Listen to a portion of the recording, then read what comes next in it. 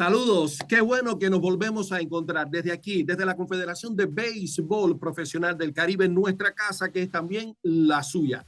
Hoy me acompaña mi colega y amigo Jesús Orlando Torres, desde México. Saludos, Orlando. ¿Qué tal, Nelson? Qué gusto saludarte, qué gusto también saludar a todos nuestros amigos que nos siguen, todos los amigos de la pelota del Caribe, que están muy al pendientes de lo que sucede a lo largo y ancho de todos los integrantes de la Confederación del Caribe. Y el día de hoy, pues tenemos una charla que no nos podemos perder, uno de los personajes más influyentes en la actualidad del béisbol latino. Y bueno, pues va a ser una charla muy, muy interesante. En unos segundos más vamos a decir de quién se trata. Así mismo es, porque nuestro invitado de hoy, primero que todo, es un hijo de Dios. Es un hombre casado, es padre de 6 hijos. Y si vamos a su experiencia, solo le decimos como muestra en cuanto a su experiencia. Dígale usted, Orlando, algo de lo que tenemos de nuestro entrevistado hoy. Es un personaje muy conocido, una de las voces más calificadas para hablar del béisbol, no solamente del béisbol latino, del béisbol de las grandes ligas. Es una de las figuras más reconocidas de la cadena de ESPN, con experiencia, ya lo decíamos, en grandes ligas, series del Caribe, clásico mundial de béisbol. Y bueno, no vamos a hacer mucho más preámbulo, vamos a saludar con mucho gusto a Enrique Rojas, quien se encuentra el día de hoy con nosotros platicando un poco de béisbol. Enrique, bienvenido y qué gusto saludarte. Saludos, Orlando, saludos, Nelson, y por supuesto saludos a todos los televidentes y a los que consumen este producto de la Confederación del Caribe.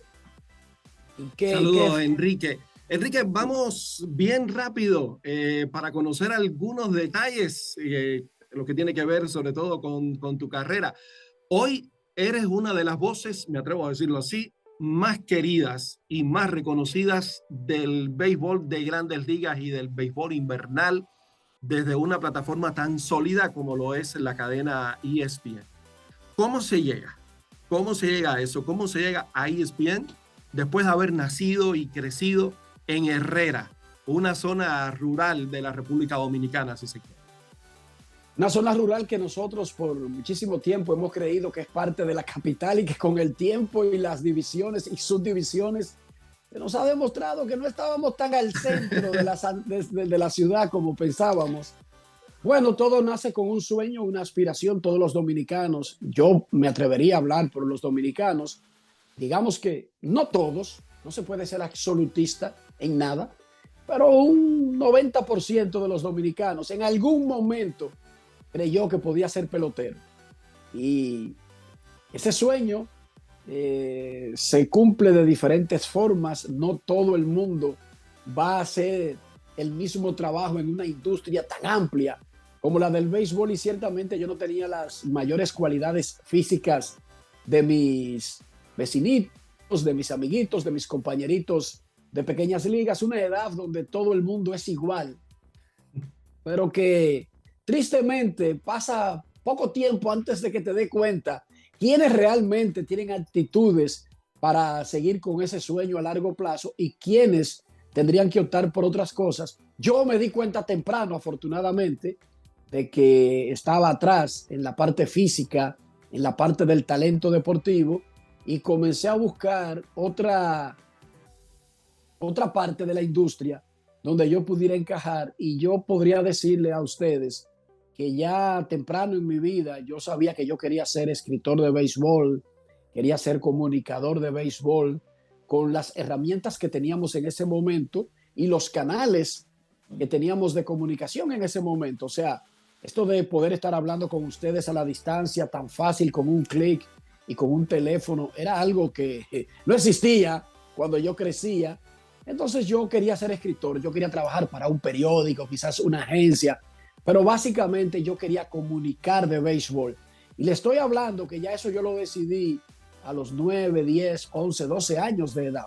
No fue que me tomó ir a una escuela superior, ir a una universidad, ir a un instituto. No, ya yo lo tenía claro bien tempranito, y creo que me ayudó a a tener esa certeza de lo que quería bien temprano para comenzar a trabajar más pronto que otros en ese sueño. Y bueno, se fue dando de manera natural, o sea, quemando etapas, escribiendo notas, siendo un colaborador de periódicos dominicanos, de radios dominicanas, de televisión dominicana, luego un empleado de esos propios medios, un corresponsal internacional, y yo entro a ESPN ya con un producto, digamos, acabado, o sea, con una gran experiencia en el mercado, y cuando yo básicamente lo había hecho todo en República Dominicana, y lo había hecho en República Dominicana y para el mundo a través de la agencia Associated Press, prensa asociada, donde tenía 10 años siendo corresponsal deportivo y ya tenía experiencia de Juegos Olímpicos, Panamericanos, Centroamericanos, Series del Caribe, Grandes Ligas, entrenamientos. Antes de yo intentar dar el salto a Estados Unidos, que es cuando cruzo a ESPN a partir del 2006. Así que yo diría que a mí me ayudó mucho ser eliminado rápido, temprano, por la oposición. La oposición me aplastó cuando salí de pequeñas ligas e intenté dar el próximo nivel. Y creo que dentro de todo lo malo de eso, me hizo enfocarme más temprano en lo que realmente yo encajaba más fácil en la industria del béisbol, que era como comunicador y no como jugador de pelota. Entonces, Enrique, pudiéramos decir, bendito físico que no te permitió ser pelotero, pero te permitió ser el excelente cronista que eres hoy. No sé si conseguí el objetivo de ser un excelente cronista, la palabra excelente la estás usando tú, pero he hecho todo el esfuerzo. He quemado todas las etapas, he tenido sinsabores, he tenido alegrías, he tenido satisfacciones y tengo, y de eso sí me siento muy orgulloso, tengo un transitar por esta carrera tratando de, al tiempo de cumplir con el objetivo de informar, respetar en el mismo proceso, incluso si a veces es muy difícil hacer eso en esta carrera, porque definitivamente los seres humanos no somos monedita de oro para gustar a todo el mundo, y en algún momento habrá una que otra fuente que se ha molestado conmigo, porque no siempre la gente está conforme con las cosas que uno informa y de la manera que lo informa, e incluso el momento en que informa algunas cosas. Pero si algo yo aprendí temprano en esta carrera es que tener contento a todo el mundo no era exactamente la meta mía en esta vida. Claro, esa no era la meta, no lo es todavía. Y cuando tú tienes eso claro, es más fácil hacer este trabajo. Así mismo. Orlando, ¿tú fuiste tan buen pelotero como nosotros? No, yo soy ustedes. A lo mejor sí estoy grande de físico, pero no fue lo mío el estar dentro del terreno del juego con un bate o una pelota. Pero bueno, yo creo que todos bendecidos también por formar parte, como dice Enrique, de esta tan bella industria que es el béisbol. Y ya eso va mi pregunta, Enrique. Tú lo acabas de comentar, ¿no? A veces las opiniones o algo que hayas escrito, pues no le puede gustar a alguien, ¿no? ¿Qué tan importante es, qué tanta responsabilidad conlleva ser un periodista con ese bagaje, con esa experiencia, con ese número de seguidores? Porque ciertamente cada tweet, cada nota que tú estés generando, pues va a causar un impacto en el aficionado. Obviamente tú con la intención de hacerlo de manera positiva, pero de repente pues va a haber gente que no se sienta tan cómoda con lo que tú escribas, ¿no? Yo creo que hay dos cosas bien importantes. Uno tiene que tener, primero, conocer el oficio y respetarlo y saber que hay límites, que hay reglas, que hay procesos. O sea, para producir una noticia, como es buscar más de una fuente, cuando la noticia puede ser conflictiva, comprobar, retrecomprobar, hablar, conversar. Entonces tú tienes que ser responsable sobre el lugar que ocupa, porque tú vas a difundir un mensaje que podría ser consumido por muchas personas. En el proceso, tú podrías hacer daños a terceros. Entonces, tienes que tener la responsabilidad de estar 100% seguro, si es que eso puede existir, en lo que va a publicar. Pero además, tú tienes también que aprender a separar que eso no es personal. O sea, tú estás haciendo un trabajo y jamás lo puedes convertir en una agenda personal.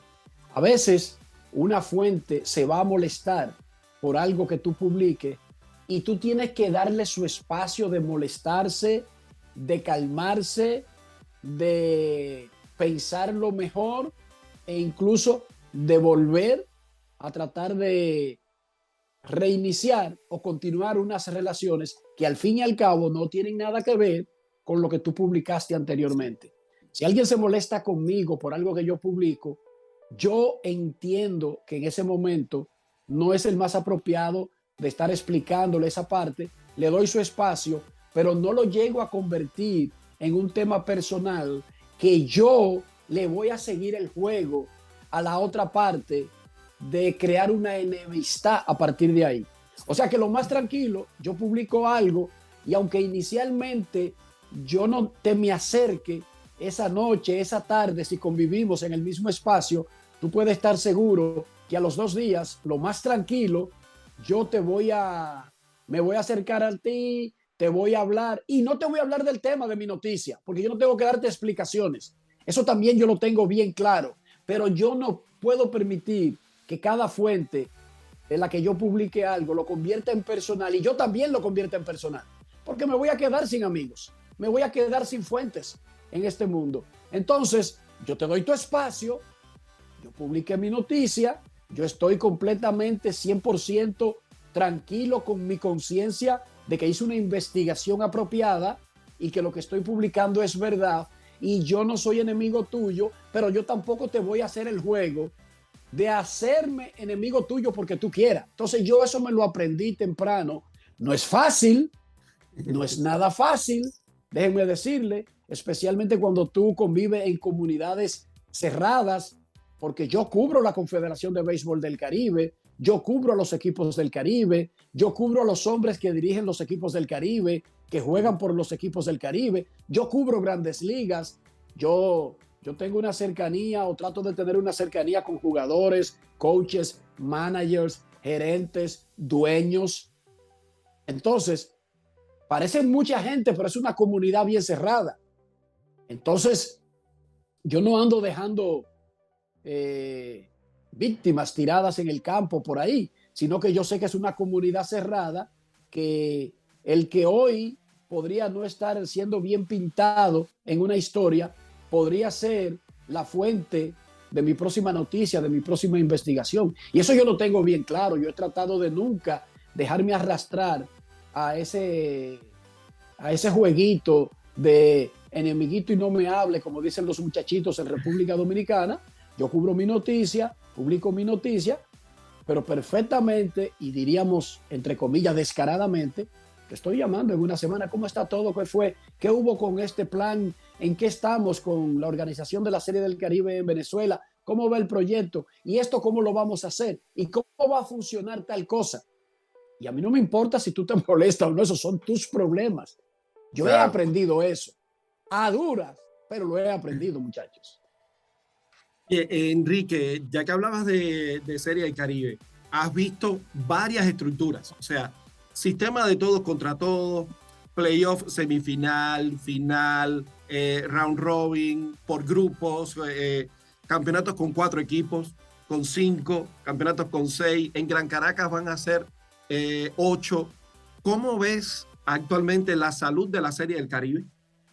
Yo creo que la Confederación del Caribe finalmente comprendió que debía acelerar los procesos. La industria del béisbol no es muy dada a los cambios dramáticos. siempre han sido cambios dosificados. Es la naturaleza, el mismo juego. O sea, contrario al baloncesto, al fútbol, contrario al hockey sobre hielo, el béisbol no tiene un reloj. El béisbol camina a su propio ritmo y tiene esa belleza de ir a un ritmo que parece lento, pero al mismo tiempo sobrecoge, crea un estado de incertidumbre.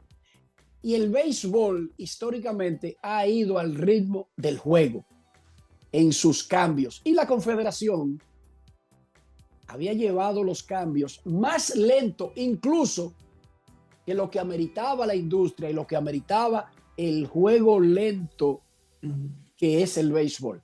Y nosotros lo criticábamos y a veces uno se enfoca en la figura que dirige una organización y olvidamos, sobre todo los más novatos, olvidan que el que encabeza una organización no necesariamente es el que decide los movimientos de una organización. El comisionado de Grandes Ligas es la cara de la industria, pero no es el jefe.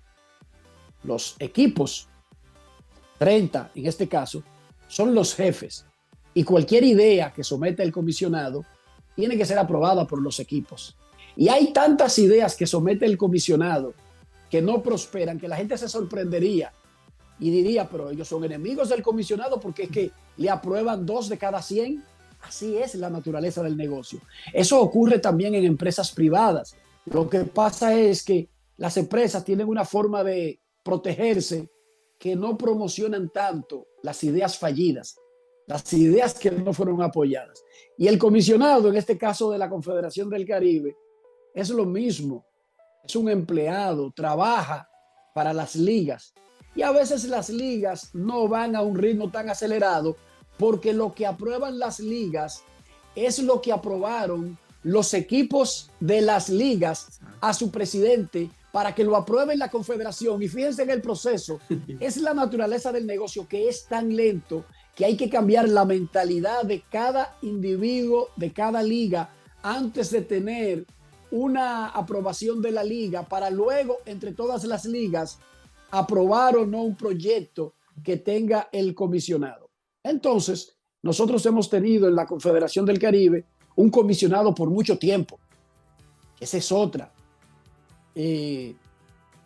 A veces no es tan fácil para un comisionado que entró con una estructura que ha sido cambiada varias veces en el proceso, someter ideas nuevas. A veces se necesitan cabezas radicales, extremistas, pero tiene que ser de una persona que no ha estado en los procesos anteriores. Entonces, cuando uno se mete en esa dinámica, resulta que uno ve las cosas más lentas. Pero cuando tú agarras a lo largo de la pintura, desde que yo entré a cubrir la Confederación, principios de los 90, tú dices, wow, ¿cuántas cosas son tan diferentes con relación cuando yo comencé a cubrir? Pero tú viviendo el proceso no ves esos cambios, ¿entiendes?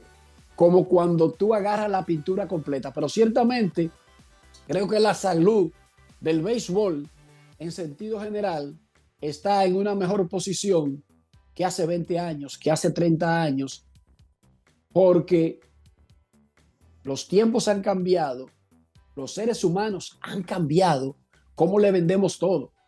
Y entonces el béisbol era lento, pero resulta que la vida cambió y se aceleró y obligó al béisbol a ponerse un poquito más al tono con el ritmo de los consumidores.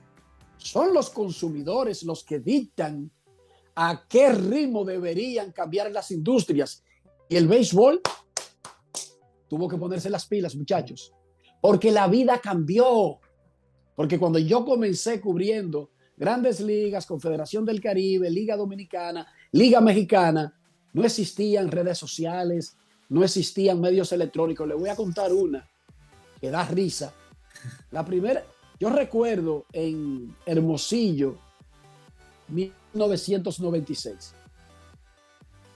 Yo tenía miedo de mandar mis notas por correo electrónico porque yo pensaba que los otros medios tenían acceso a mis notas. Oigan esto. O sea, yo me sentía cómodo con una máquina mecánica y pagando un dineral por fax para mandar desde Hermosillo en el Pacífico mexicano hasta República Dominicana, pero aunque yo no lo decía, yo prefería gastar ese dineral y que mi empresa gastara ese dineral, porque yo en 1996, en febrero al menos, yo creía que mandar por correo electrónico no era seguro, porque yo creía que todo el mundo tenía acceso, incluyendo los otros medios, para tomar mis notas. Imagínense ustedes. Pónganse a pensar sobre eso, cómo ha cambiado el mundo.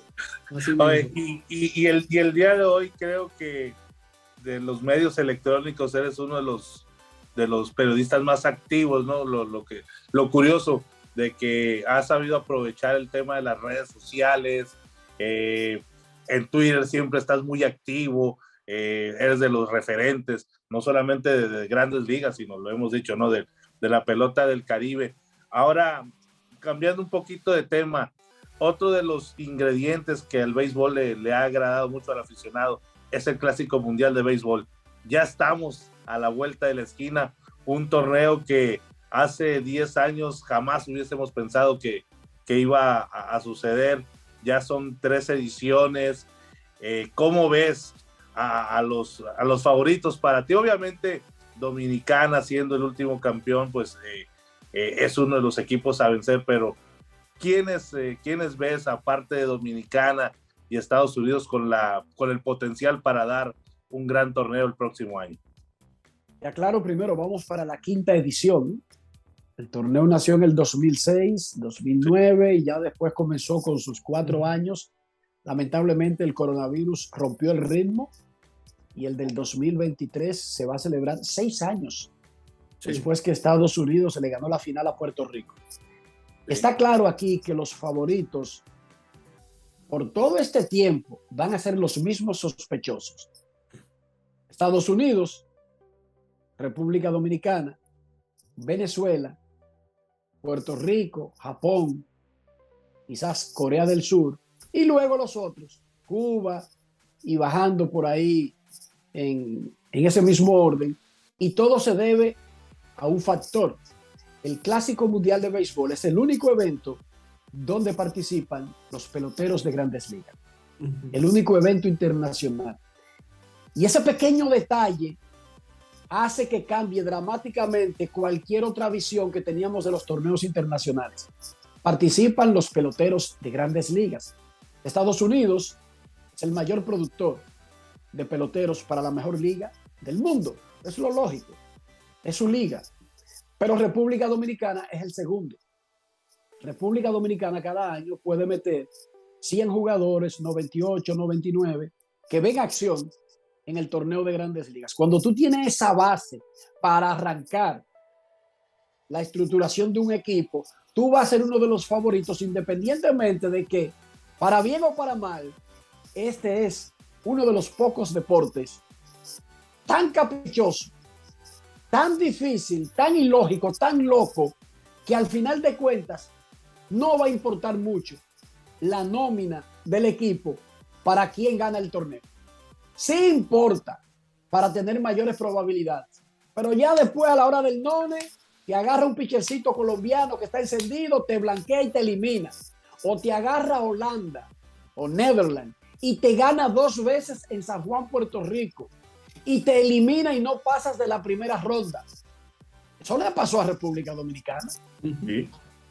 Porque este deporte es tan caprichoso, es tan difícil de controlar, que se pueden dar esas cosas. Pero como favoritos, que es tu pregunta, van a ser los que tengan más peloteros en Grandes Ligas o los que tengan más peloteros a nivel estelar. Y uno mete a Japón porque Japón tiene una liga fuerte y las principales estrellas de esa liga fuerte dicen que sí al torneo cada 4 años y participan en el Clásico Mundial.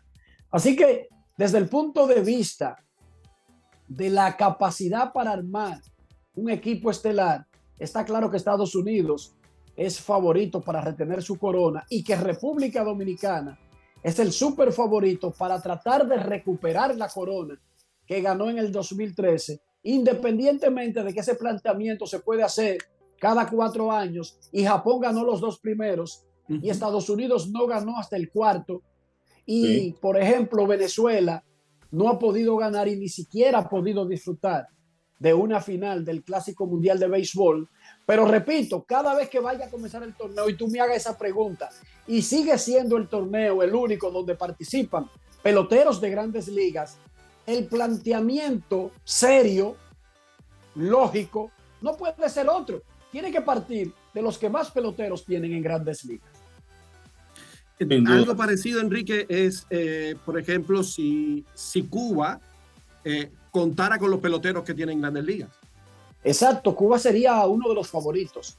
No necesariamente estaría como tercer favorito, porque yo sigo creyendo que por cantidad de peloteros, por el talento disponible, tiene que ser Venezuela, ¿verdad? Después de Estados Unidos y República Dominicana, pero claro que podría ser muy diferente, por Dios. Imagínense una Cuba que pueda contar con sus mejores jugadores. Todos, no importa en qué liga jueguen, los mejores. Entonces, ese Cuba podría usar parte del material local doméstico y le agrega a José Abreu, a Aroldis Chapman, a Raisel Iglesias, a Joan Moncada, a Luis Robert, Julia Gurriel. Por supuesto que estamos a los dos Gurriel. Jordan Álvarez. Estaríamos hablando de un planteamiento completamente diferente al actual, donde Cuba, como el mundo cambió en el mundo del béisbol, el clásico, cambió el béisbol internacional, los peloteros, no solamente de grandes ligas, los profesionales no participaban hasta hace poco en los eventos internacionales, y Cuba tenía un béisbol que era como un transvesti, ¿verdad? Que era profesional, pero no lo considerábamos profesional. Pero exactamente. ¿Qué hacían esos peloteros que representaban a Cuba para ganarse la vida? ¿Eran abogados, ingenieros? No, era lo único que hacían. Entonces, por lo tanto, eran profesionales. Sí. En la palabra propiamente dicha. Sí. Pero no competía con los mejores profesionales de los otros países. Luego vino una sincerización, y déjeme decirle que Cuba tuvo tremenda participación en los dos primeros clásicos, sí, porque todavía tenía una base local extraordinaria. Incluso Joenny Céspedes, José Abreu, los Gurriel, Juli, tuvieron actuaciones destacadas en los primeros clásicos. Y si Cuba pudiera tener a todos sus jugadores disponibles, por supuesto que cambiaría dramáticamente el orden de los favoritos para ganar el clásico, porque ojo, una cosa que tú seas entre los favoritos no necesariamente te hace el campeón o el subcampeón, pero una vez tú eres uno de los favoritos y está en esa élite, eso te convierte en uno de los que puede ganar el Clásico Mundial de Béisbol. Claro. Enrique, bueno, la Serie del Caribe del 2024 se va a jugar en Miami. O sea, tú tuviste la experiencia también de aquellas dos primeras series que se disputaron en Miami, ahora una realidad totalmente diferente. ¿Qué efectos consideras que tendrá este certamen ahora para lo que es la Confederación de Béisbol del Caribe? Lo primero es que hay que pensar desde el punto de vista del negocio. Cada vez que tú haces un negocio donde agrega un mercado de potencial 330 millones de habitantes, ya eso es ganancia. Ya eso es ganancia. Y digamos que vamos a limitarlo más. Llevando la Serie del Caribe a Miami y llevándola a Estados Unidos, tú te estás abriendo a un mercado de ciudadanos en otra nación de los países participantes en la Serie del Caribe. Y está elevando el nivel, está elevando la vara.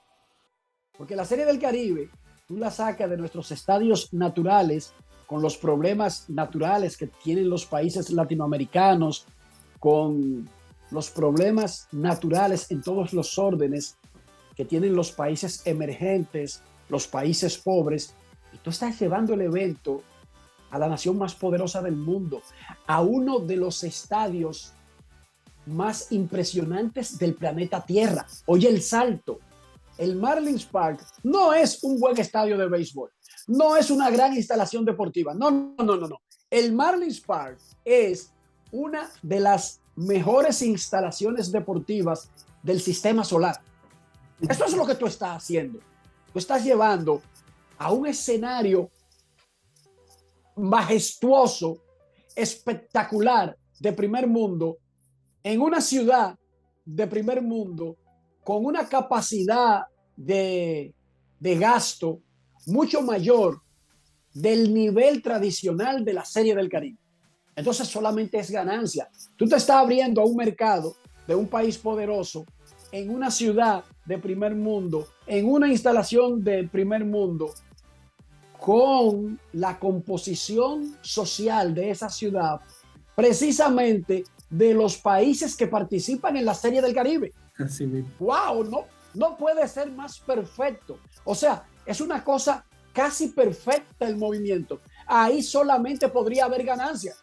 No hay forma de que haya pérdida. Solamente puede haber ganancia. Y no estoy hablando, porque yo no sé la cantidad final de fanáticos que estarán en cada partido. Yo no sé el interés real que va a levantar la Serie del Caribe en Miami, pero créanme que luego de lo vivido en el Clásico Mundial de Béisbol, en los dos anteriores, el tener el Clásico Mundial de Béisbol anunciado para el 2023 en Miami como sede por primera vez en la historia de todas las rondas, desde el principio hasta la gran final, eso no lo ha tenido ninguna sede del Clásico Mundial. Un año antes de la Serie del Caribe, es el mejor movimiento que podía hacer la Confederación del Caribe. Es un no-brainer, como dicen los gringos. Me la pusiste fácil, como diríamos en República Dominicana. Así que yo felicito a la Confederación por el movimiento. Esto solamente es ganancia. El hecho de que tú a los patrocinadores, a los que tienen los derechos de transmisión, y yo puedo hablar por esa parte, de decirle, ¿saben qué? La Serie del Caribe será en Miami. Nadie tiene dolor de cabeza sobre ningún aspecto, ni técnico, ni de logística, ni de nada, sabiendo que la Serie del Caribe será en una de las arenas más impresionantes, más modernas del mundo. Eso solamente puede ser ganancia, muchachos. Así mismo. Enrique, antes de irnos a los famosos 9 innings, tú lo acabas de decir hace rato, ¿no? Tu sueño era llegar a ser un pelotero de Grandes Ligas, sin embargo, hoy ya eres, y me atrevo a decirlo, eres más conocido que muchos peloteros que están en Grandes Ligas. Entonces, mi pregunta va a eso, que al llegar tú ya en tu día a día, llegas a un estadio de béisbol, me imagino que pasas por el túnel al terreno de juego de decir, wow, estoy aquí. ¿Cómo te sientes al recibir ese respeto y esa admiración, no solamente de parte del pelotero, del directivo, sino del aficionado, del televidente, del tuitero, que te respeta, que te apapacha, que está al pendiente de lo que Enrique Rojas hace? ¿Qué te hace sentir eso, el estar en la cúspide del béisbol, que es obviamente estar en un terreno de Grandes Ligas? Me hace sentir humilde y no lo doy como garantizado, no lo doy como que me lo merezco, como que, ok, yo trabajé, me lo gané y lo tengo. No, ni tampoco lo doy por descontado. Yo lo aprecio. Me hace sentir humilde y yo lo aprecio. Y yo respeto mucho lo que yo hago.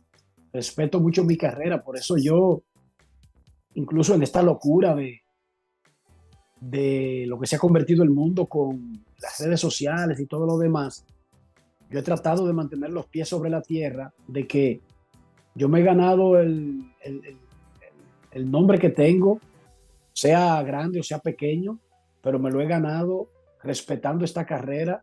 Yo prefiero ser el 1.000.001 que dé una noticia antes de dar una información falsa. Yo prefiero ser el 5.000 y créanme que yo quisiera ser el 1 en todas las informaciones, pero yo prefiero ser, a veces he tenido noticias paradas por 3 días buscando el último detalle que me haga sentir que tengo todo amarrado completamente y la da otro a los 2 días y 23 horas. Y eso a veces te desilusiona, te rompe el corazón. Yo la tenía, mi editor me impulsó a buscar otras áreas, tú mismo, la última confirmación y te sientes mal, pero al fin y al cabo eso es lo que importa. Respetar lo que tú haces y no cambiar, no bajarle los grados al nivel con que lo haces. Yo creo que eso es muy importante porque tú te puedes pasar toda tu vida construyendo un nombre y lo destruye en 2 o 3 fatochadas, en 2 o 3 disparates, en 2 o 3 intentos de dar un palo a ciega por simplemente ser el primero dando una noticia. Es mejor ser uno de los últimos, pero siempre ser veraz.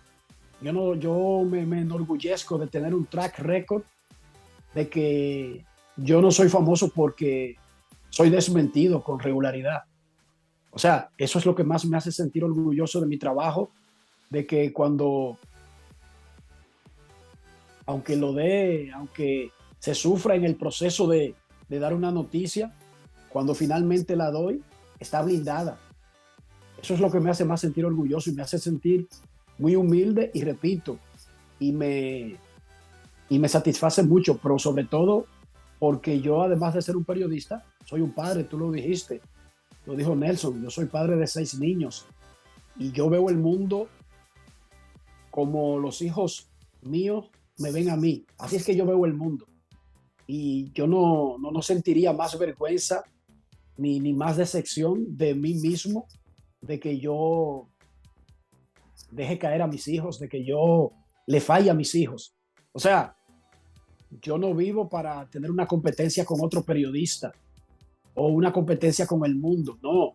Yo vivo para tratar de hacer un trabajo de que a mis hijos nadie les reclame de que yo soy un ridículo, de que yo soy un payaso, de que a mí no me importa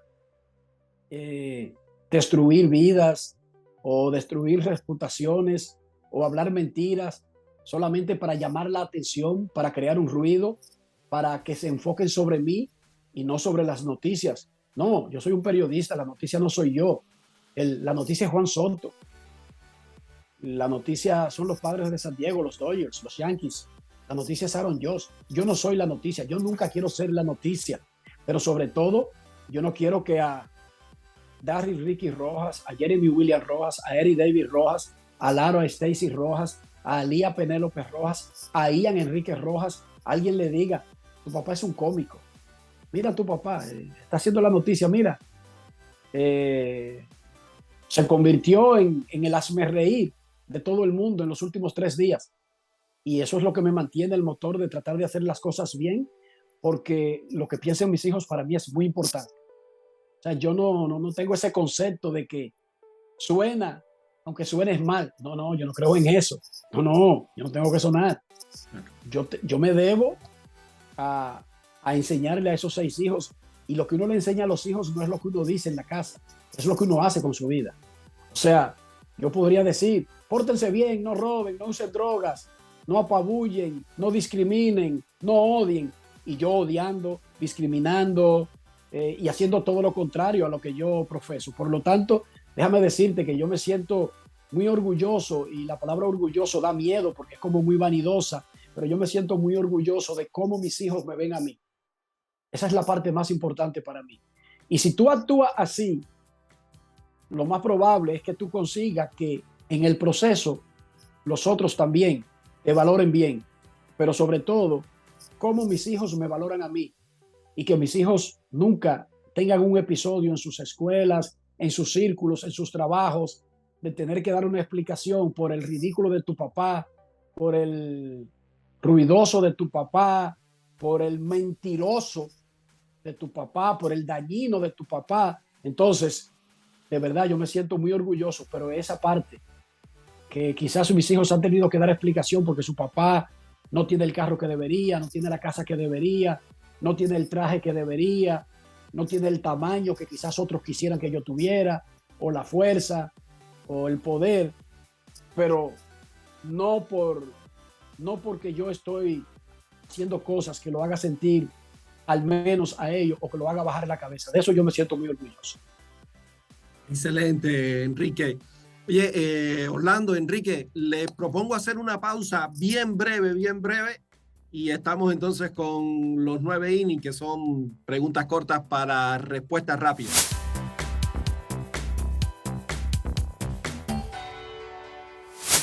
Como les dije, pausa bien breve y aquí estamos con los 9 innings. Son preguntas cortas para respuestas rápidas. Hoy con Enrique Rojas. Enrique, en el primer inning, la travesura que más recuerdas que hayas hecho. Bueno, no creo que recuerde, pero siendo yo todavía un adolescente, en mi casa nos acostábamos a las 9 de la noche en Herrera. Y había una tanda en el cine de Buenos Aires, de Herrera, que era de 8 a 10. Y había un amiguito mío que era bien necio porque él entraba por detrás y hacía cosas que los niños no sabíamos cómo la podía hacer, alguien de nuestra edad. Y yo un día me embarqué en una de esas aventuras y llegué a mi casa cuando todo el mundo estaba acostado y no encontraba cómo entrar. Y mi casa era de zinc y hay una separación entre la estructura y el techo de zinc. Los que han tenido esa experiencia saben a lo que me refiero. Y yo me subí a una mata, metí la cabeza por esa estructura. El árbol estaba muy lejos y quedé colgando en el aire como por 1 hora con la cabeza dentro para la casa, el cuerpo hacia afuera, doliéndome el cuello, casi ahorcándome, pero no podía gritar, porque si se levantaban en mi casa, la pela que me iban a dar iba a ser tan grande. Hermano, y luego finalmente yo logré zafarme de ahí, caí, me quebré una pierna y finalmente tuve que tocar la puerta con el cuello rojo y todo rayado, una pierna rota y 2 horas más tarde que la hora que llegué, imagínense usted. Caray, no, vaya que estuvo brava esa travesura, Enrique. Ahorita tú lo acabas de decir, ¿no? Tu sueño de niño era quizás ser pelotero, como muchos a los que nos gusta el béisbol, nos hubiera encantado. Pero si no estuvieras trabajando en la industria del béisbol, ¿qué te gustaría haberte dedicado en la vida, Enrique? Lo más probable es que seguiría comunicando, lo más probable es que seguiría siendo periodista. Soy un periodista nato. De hecho, los seres humanos somos periodistas natos porque la capacidad de informar de algo al resto es algo que no necesita un título, ¿verdad? Lo que pasa es que otros nos dedicamos para hacer eso de manera profesional y vivir de eso, y otros lo hacen simplemente como seres humanos en el quehacer diario. Yo seguiría siendo periodista, lo más probable es que estaría en una redacción cubriendo noticias generales y no béisbol, pero no creo que habría cambiado la actividad a la que me dedicara. Entramos en el tercer inning, Enrique. El mejor consejo que te han dado. Bueno, no recuerdo, a mí me han dado tantos consejos valiosos. Si te quedas con uno. Claro, cuando yo comencé en el periodismo, recuerdo, no necesariamente recuerdo ahora mismo cuáles de todas las personas que me ayudaron increíblemente, que he tenido tantos, pero siempre me dijeron, confirma. Siempre confirma.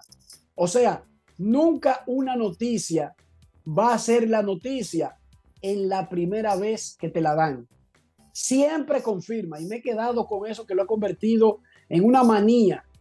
Incluso yo soy tan loco que a veces confirmo 3 veces con la misma persona de la que obtuve originalmente la noticia, tratando de ver si falla en algún lado y cambia el hecho.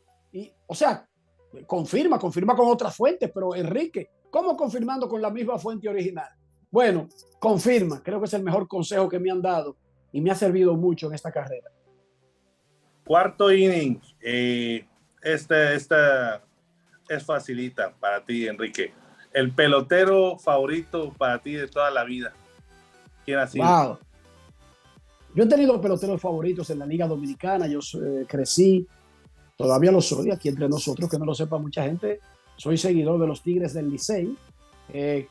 Incluso a veces pierdo la cordura como fanático. No necesariamente eso se mete en mi trabajo, pero en un sillón suelo discutir con la televisión, con el manager, con el gerente, con todo el mundo. Y yo adoraba peloteros de los Tigres del Licey. Yo adoraba a José Rafael González, un jardinero puertoplateño que parecía que iba a ser la próxima gran cosa de los Dodgers de Los Ángeles. Yo sé que ese nombre no le movió la aguja a ustedes. A nivel internacional, Jackie Robinson y Babe Ruth posiblemente hayan sido los dos personajes que más me hayan impactado en toda mi vida por el peso específico que tienen esta industria. Y aquí entre nosotros también, yo he sido seguidor de los Dodgers toda mi vida, porque yo incluso creía que Dodgers en Grandes Ligas y Licey en República Dominicana era básicamente el mismo equipo, porque en los 70 y en los 80 tenían un acuerdo de trabajo y usaban básicamente los mismos peloteros, pero el Bambino y Jackie Robinson posiblemente hayan sido los dos personajes que más me han influenciado en toda mi vida. Si fueras pelotero, ¿qué número llevarías? El 1. No fui pelotero hasta después de pequeñas ligas, pero sí jugué softball mucho y utilizaba el número 1 porque se acomodaba más al tipo de pelotero que era. Yo pretendía tener poder, pero no tenía cuerpo para tener poder. Era muy veloz, muy rápido, muy mala defensa y me gustaba batear de primero al orden, y siempre he tenido el número 1 casi siempre en todos los equipos que he jugado. Ya me contestaste la pregunta que te iba a hacer. Te iba a preguntar para el sexto inning, tu equipo favorito de Grandes Ligas y de República Dominicana. Ya nos dijiste, eres Dodger y eres liceíta. Entonces la voy a cambiar. Te podría decir cuál es en México mi equipo favorito. A ver, dínoslo. Y tal vez no te va a gustar. Naranjeros de Hermosillo. Por alguna razón, yo quedé enamorado de los Naranjeros de Hermosillo desde que comencé a ver béisbol mexicano. Béisbol de la Liga Mexicana del Pacífico. Naranjeros de Hermosillo. Ese ha sido mi equipo toda la vida. Tengo una gran relación con los directivos de los Tomateros de Culiacán.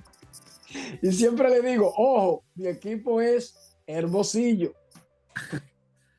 No, Enrique, estaba un poquito... En Cuba Industriales, para ponerte la fácil a ti también. Que bueno, coincidentemente, en el caso de Licey, también viste de azul. Sí, tengo una obsesión también. Aparte del naranja de Hermosillo, tengo una obsesión por el azul. Enrique, en el séptimo inning, entre tantas noticias, ¿cuál crees que ha sido hasta el momento la noticia de tu vida? Bueno, eso sería injusto, como rankearlo así rápido, sin pensarlo, pero yo he dado muchas noticias que han sido los titulares, primero como corresponsal de AP y luego trabajando en ESPN. Sin embargo, hay una noticia dolorosa que me tocó. Hay dos y tienen que ver con peloteros dominicanos y son trágicas. Yo recuerdo cuando tuve que informarle al mundo sobre la muerte de José Lima.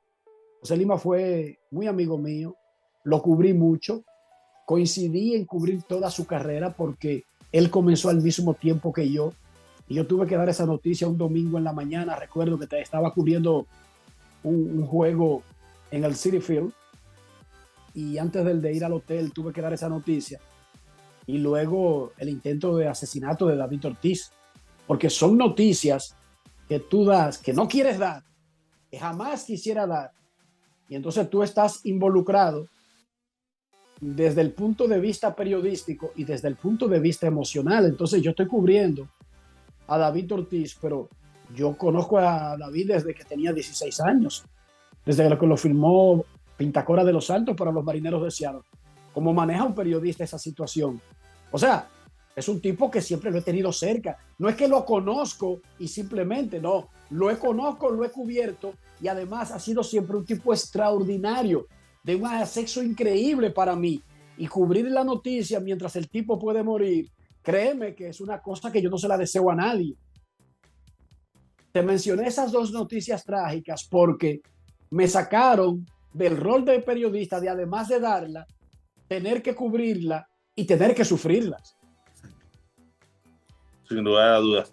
En una sola palabra, Enrique, a lo mejor es difícil poderlo condensar en una sola palabra, pero para ti, ¿qué significa el béisbol? Todo. El béisbol lo es todo, porque es que el béisbol no es solamente un juego. El béisbol puede ayudarnos a mover nuestras alegrías, nuestras tristezas, nuestras esperanzas, nuestra visión de cómo debería ser el mundo, aunque sea en el terreno de juego. el béisbol para mí lo es todo, porque es que el béisbol, después que tú te metes después que tú te dejas atrapar, es una forma de vida. No es solamente una pasión, no es un deporte, no es algo que tú lo vives durante 3 horas en el estadio y te fuiste y ya y lo olvidaste o apagaste la televisión. El béisbol tú lo llevas a la cama, tú lo llevas a tu relación personal, tú lo llevas a la forma en que tú viste. Fíjense, yo, seguidor de los Tigres del Licey, de los Dodgers, yo veía a las Águilas Ibaeñas cuando era un niño como el gran enemigo, y eso hacía que yo no pensara en la prenda amarilla como algo que debe vestir Enrique Rojas. No, eso estaba eliminado por completo de mi armario, de mi psiquis. Hasta ese punto te lleva el béisbol a ver la vida desde el color, desde el punto de vista del color del equipo que tú sigues. Entonces yo creo que el béisbol lo es todo. En el 9º inning, Enrique, te pido que me contestes, que me continúes la oración. Juan Francisco Puello Herrera es comisionado de béisbol del Caribe, uno de los dirigentes deportivos más importantes que ha tenido el béisbol del área. 3, 4 décadas casi ya. O sea, ha sido un referente para todos nosotros, pero además, tengo que decirlo desde desde el plano personal, yo conocí al licenciado Juan Francisco Puello Herrera siendo presidente de la Liga Dominicana de Béisbol.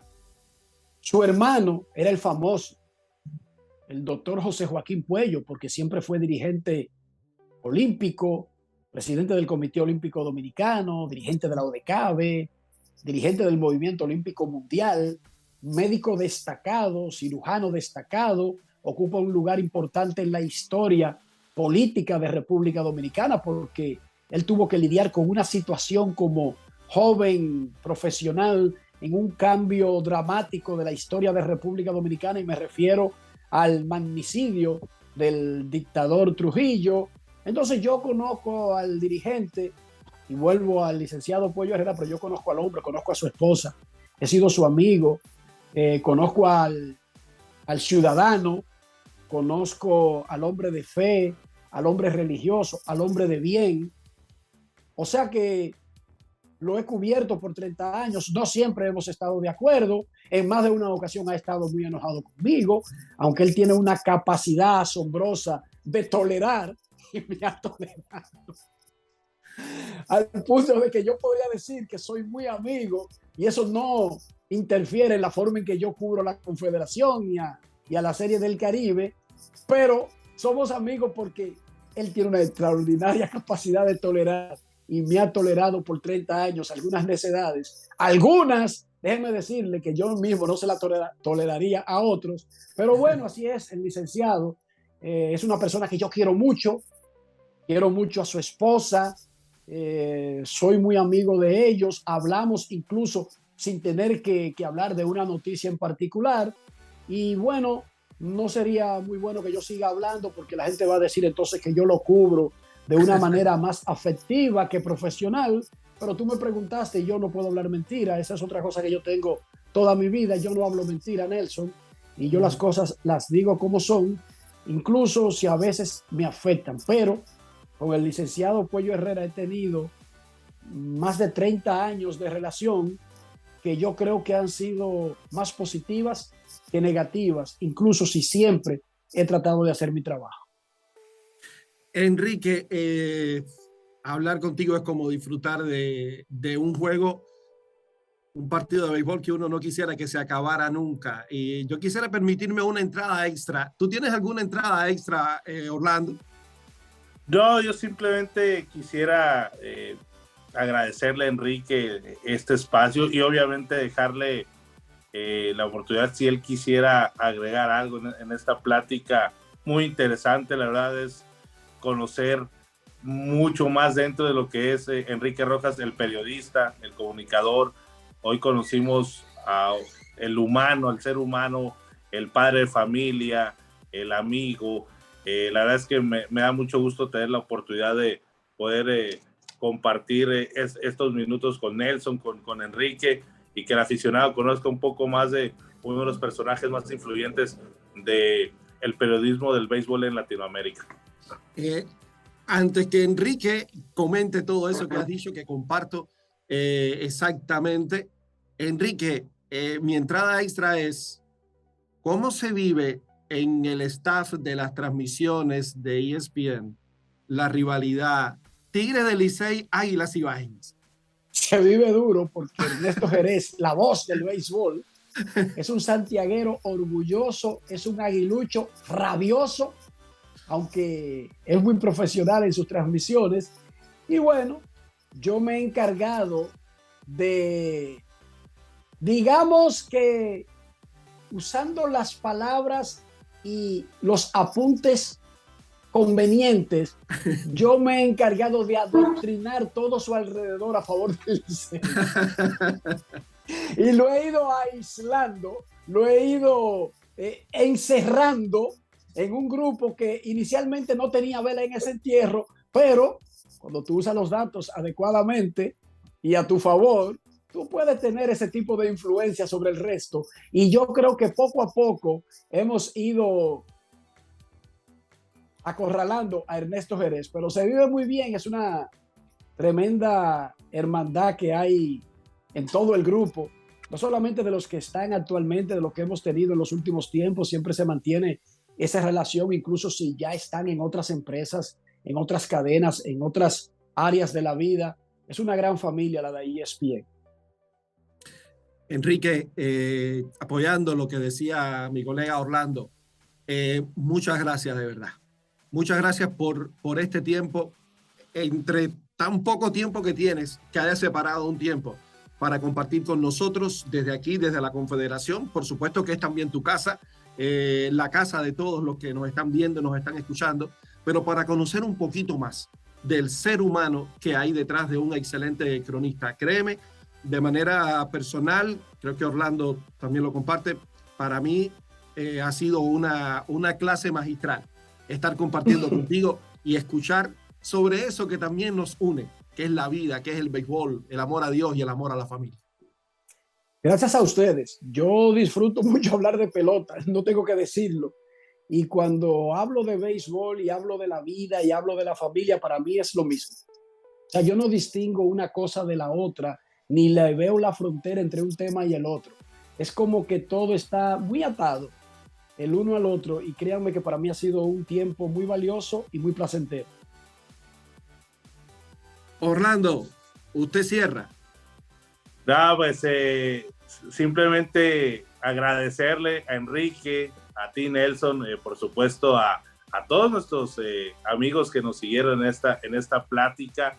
Es un gusto estar ahora con la tecnología conectados desde distintos puntos, lo decías, prácticamente es como otra serie del Caribe, desde Dominicana, tú que eres de Cuba, aunque ya eres hijo adoptivo ya de Dominicana, santiaguero también, y un servidor desde México. Me da mucho gusto el poder tener esta oportunidad de platicar y no tener que esperar a vernos cada serie del Caribe, cada mes de febrero, para podernos saludar. Gracias a ustedes. Un abrazo, Enrique, un abrazo, Orlando. A usted que nos está viendo en otros espacios, nos volveremos a encontrar, porque aquí de béisbol invernal, de Serie del Caribe, siempre tenemos más.